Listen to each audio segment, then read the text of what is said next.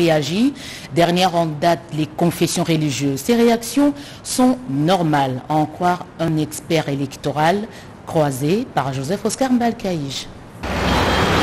Des nouveaux animateurs à la tête de la CENI, les comptes à rebours a déjà commencé. Les 8 délégués des confessions religieuses et celui de la société civile sont à pied d'œuvre pour la désignation des membres qui feront partie de la composition. Beaucoup d'agitation cependant s'observent dans les microcosmes politiques congolais. La CENI, elle, est appelée à garder son indépendance pour la crédibilité des résultats qui seront issus des urnes. J'ai suivi l'abbé Chollet qui déplore le fait qu'ils subissent des pressions.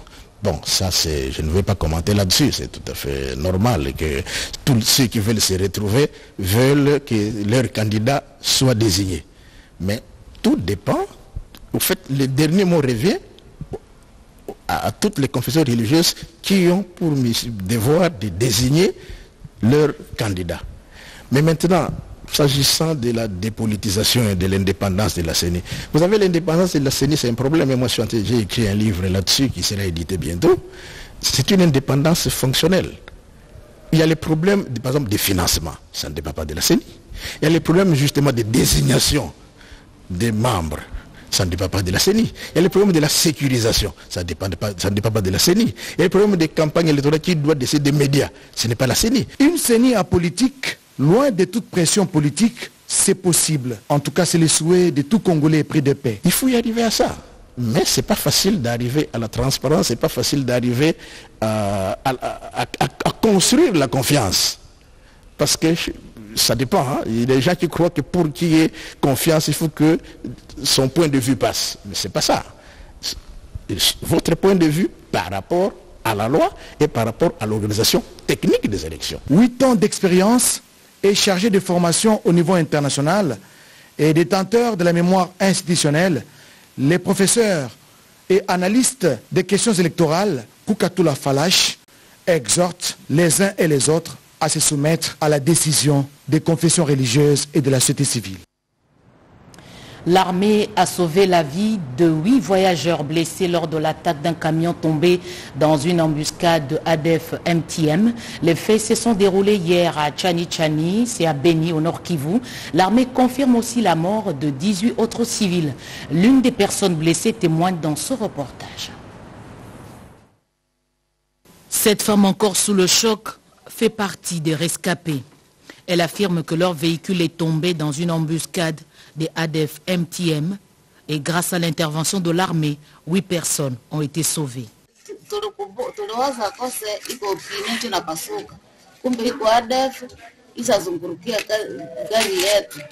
J'ai entendu une explosion d'un pneu. Il s'agit de l'attaque des ADF. Je me retrouve avec une jambe cassée. Nos militaires ont repoussé les rebelles. Ils nous ont sauvés. Pale kumekuwa atake njo walikuwa wakimbiza kabisa, mabomba zililia sana, adui mwenyewe nakimbia, iliendelea kunjia ya kule Ntombi. Il s'agit d'un véhicule de marque Fuso transportant de la marchandise sur le tronçon Tchani à Beni. En réaction, le porte-parole du secteur opérationnel Sokola 1 Grand Nord, Anthony Mwalouchai, estime que le chauffeur n'a pas respecté les consignes. Nous regrettons parce que le chauffeur de ce Fuso n'a pas respecté les consignes sécuritaires données par les commandants en place, de respecter d'abord l'heure. Vous savez, aux alentours de 17h, il fait extrêmement noir dans ces milieux, qui est très loin, éloigné de la cité de Wicha. Nous venons du terrain, nous avons vu les blessés, nous avons échangé avec le rescapé. Nous demandons à tous les chauffeurs et les usagers de cette route de respecter les consignes données par le commandant pour sauver les vies humaines. Selon l'armée, 18 personnes ont été tuées, 8 rescapés et 2 ADF neutralisés. Kinshasa va abriter prochainement les travaux de la 15e Assemblée générale de l'Organisation maritime de l'Afrique de l'Ouest et du Centre. C'est précisément à partir du 28 juillet. En prévision de ces assises, le Premier ministre Jean-Michel Samaloukonde a reçu les organisateurs. Pati Tondongo, Marcel Mobenga, bienvenue le Sala. La République démocratique du Congo assume la présidence de l'Organisation maritime de l'Afrique de l'Ouest et du Centre. Cette organisation, qui compte 25 membres à son sein, va abriter du 28 au 31 juillet 2021 sa 15e Assemblée générale et sa 8e réunion du Bureau des ministres. Dans le cadre des préparatifs, le Premier ministre et chef du gouvernement, Jean-Michel Samalukonde Kyenge, a eu une séance de travail avec une délégation de l'OMAOC, avec à sa tête le ministre des Transports, Chéribé Okende, qui évoque les enjeux de ces deux réunions. C'est un honneur pour nous que nous organisions ces assises qui sont des assises de très grands enjeux pendant que le président Félix Tshisekedi, président de la République et chef de l'État, assume également la présidence de l'Union africaine. Les intérêts sont nombreux et énormes. Je ne préfère pas avant la tenue de l'Assemblée générale que je commence déjà à vous décliner ces intérêts. Vous allez le découvrir à la fin de nos travaux parce qu'un communiqué conjoint. Il sera également question, lors de ces rencontres, d'approuver les documents qui visent la transformation de l'OMAOC à une organisation maritime africaine. Nous allons approuver pas mal de projets qui sont en cours, notamment le Code maritime africain, la Banque maritime régionale. 46 ans après, on ne peut plus parler de 25 États. Nous pensons que l'OMAOC pourra couvrir et parler à l'unisson des affaires maritimes.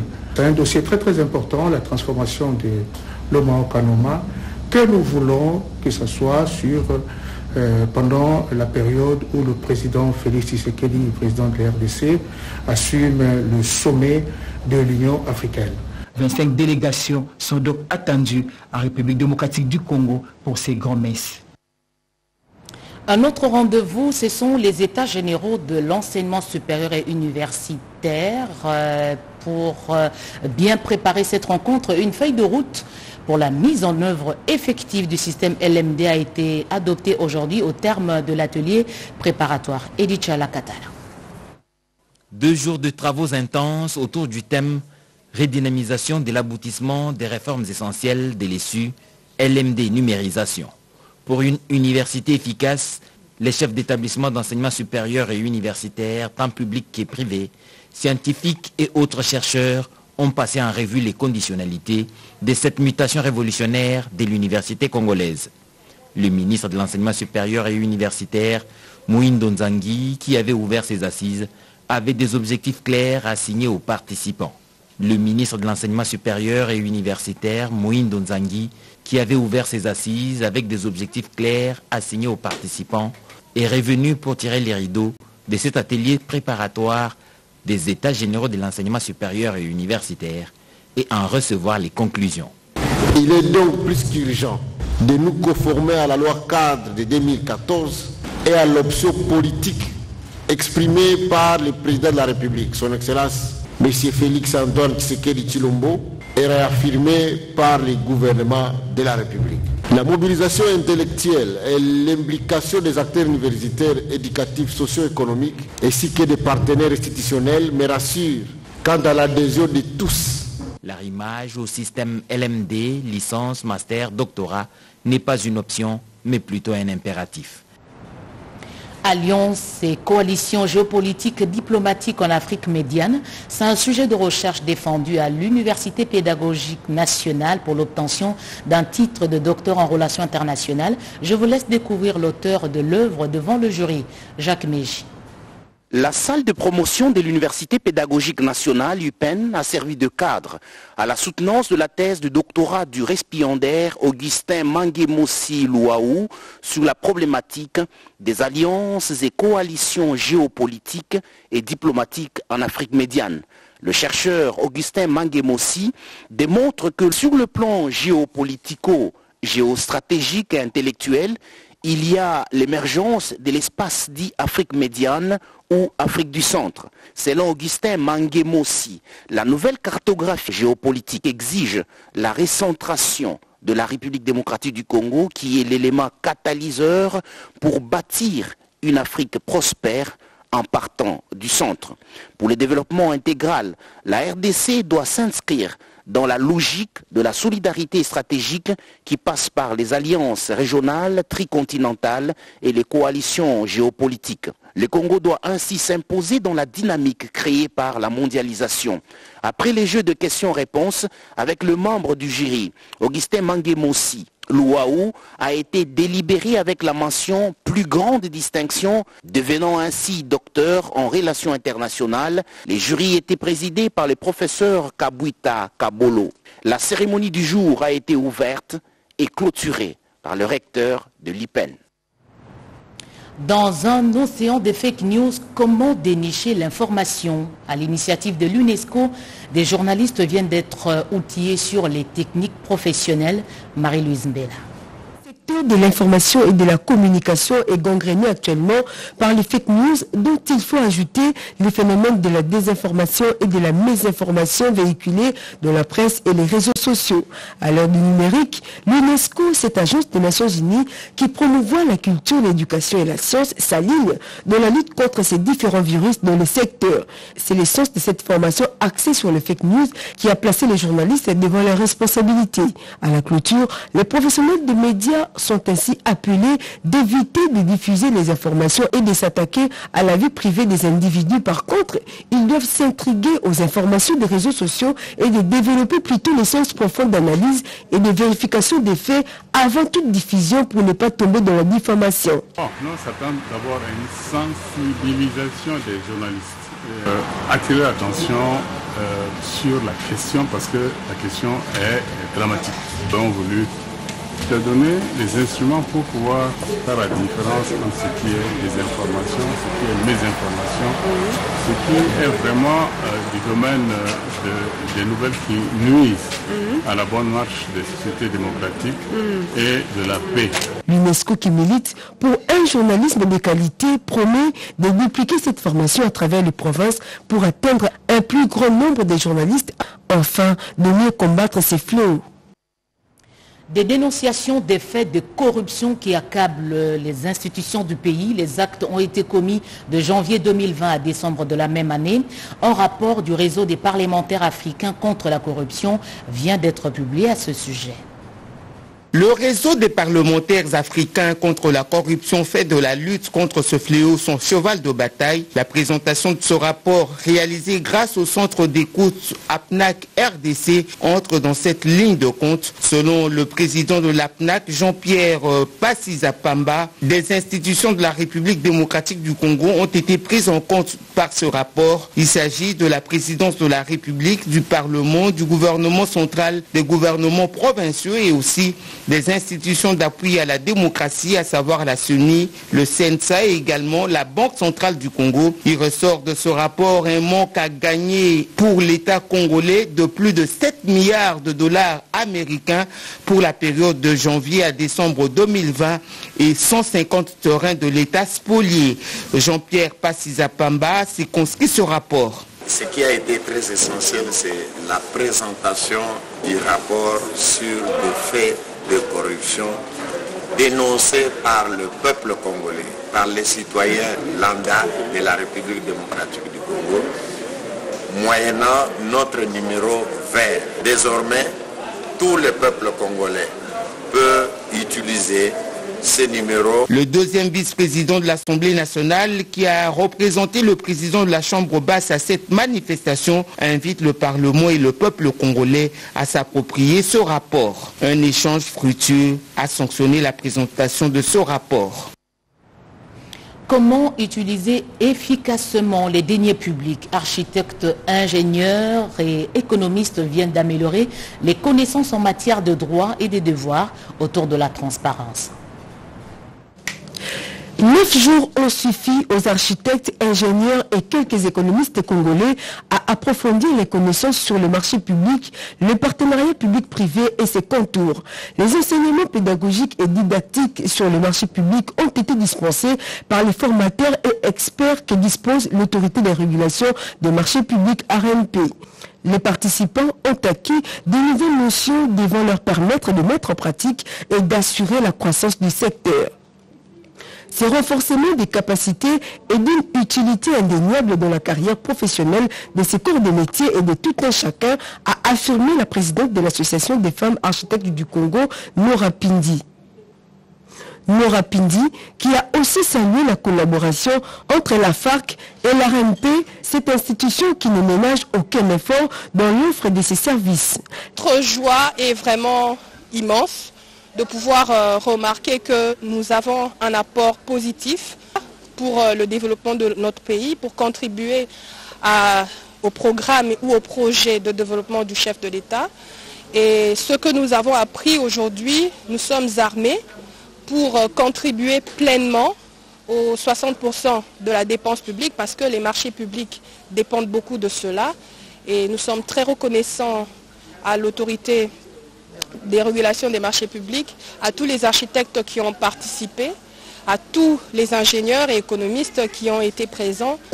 Les connaissances acquises nous permettront de pouvoir participer au processus d'appel d'offres et pouvoir passer au partenariat public-privé avec des projets costauds, des projets qui pourront contribuer au développement de notre pays. Je pense que cette formation nous a vraiment donné des atouts et des acquis qui pourront nous aider à atteindre les objectifs. Nous sommes à l'aube, même déjà en train de vouloir entrer dans l'arène pour être des acteurs performants du développement de notre pays. Et ce type de formation nous permet d'avoir les capacités requises pour être effectifs dans cette tâche. Donc nous sommes vraiment ravis de tout ce que nous avons appris ici et nous sommes convaincus que chacun des participants arrivera lui aussi à son tour à être un acteur performant dans les objectifs de développement de notre pays. La remise des certificats aux participants par le PCA de l'RNP, Claudia Moulimillois a sanctionné la dite formation. La FARC entend poursuivre cette série de formations à l'intention des autres corps de métier pour une bonne utilisation des données publiques. La nouvelle a fait l'effet d'une bombe hier sur nos antennes. La décision de la police interdisant la levée des corps le week-end est-elle précipitée? Certains Kinois réclament un moratoire. D'autres soutiennent cette mesure. Des réactions croisées dans ce reportage signé Nanou Umbapoati, Bijou et Kamba, Cédric Kenina. Plus question de foule dans des morgues. La police de Kinshasa tient à faire respecter l'arrêté signé par l'autorité provinciale. La levée du corps, une cérémonie qui draine du monde, se fera désormais du lundi à jeudi. Décision prise pour maîtriser la baisse de la courbe des contaminations. Certains habitants de Kinshasa plaident pour un moratoire et estiment qu'il faut évacuer au plus vite le morgue saturé. Vendredi, samedi. Mais il faut que le journaliste sensibilise énormément sur les mesures prises par les autorités de la police nationale congolaise et le médecin. Nous nous inclinons aux décisions de l'autorité. On dit vaut mieux prévenir que guérir. C'est pour que nous respections le geste barrière. D'autres par contre disent n'avoir pas été informés et proposent une vulgarisation avant l'application. La plupart des Congolais sont des chrétiens, ça ils sont plus libres d'enterrer leurs proches. Le week-end ou aussi pendant la semaine, mais ce n'est pas vraiment favorable, ça ce n'est pas idéal. Si quelqu'un est mort, on amène les corps directement au cimetière au lieu de faire des dépenses inutiles. Je sais bien qu'il y a beaucoup qui ne seront pas d'accord avec moi. Mais selon mes pensées, qu'il soit ainsi. Doit-on attendre ou passer à l'acte pour éviter de nouvelles contaminations? Le scepticisme prend le pas sur le réalisme. Merci d'avoir suivi ce journal à travers le monde. Je rappelle les principales informations. 18 tués, 8 passagers sauvés par l'armée et 2 ADF neutralisés. C'est le bilan du drame qui s'est produit hier à Tchani-Tchani, précisément à Beni. C'était un camion transportant de la marchandise qui est tombé dans une embuscade des ADF MTM. Vous avez suivi le témoignage d'une rescapée qui se retrouvait avec une jambe cassée. La mesure de la police interdisant les levées des corps les week-ends suscite de vives réactions. Les Kinois restent partagés. Certains sollicitent même un moratoire avant la mise en application de cette mesure. Des agitations s'observent autour de la désignation des nouveaux membres du bureau de la CENI. C'est un fait normal. Un expert en matière électorale a fait sa lecture sur l'indépendance de cette institution citoyenne. C'était un plaisir d'avoir présenté cette édition d'information. L'actualité revient à 23h. Robert Ndaye-Chinsese sera à la présentation. Bon week-end. Je vous retrouve lundi à 20h. Mais demain, la grande édition sera actualité. Patrick Michel Moukouyi sera aux commandes. Au revoir.